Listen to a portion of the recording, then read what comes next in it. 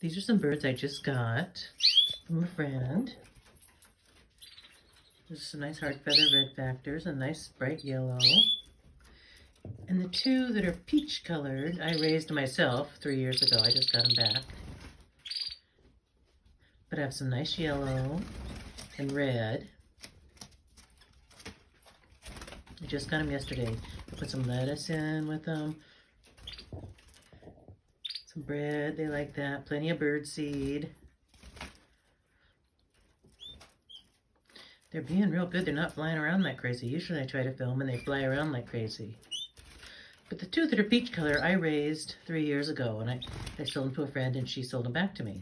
That one right there with the mask is a nice male.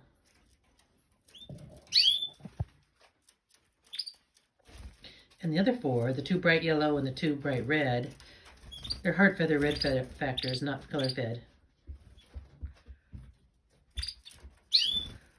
They're not related to the rest of my birds, so that helps. Okay, just wanted you guys to see my new birds. Talk to you later.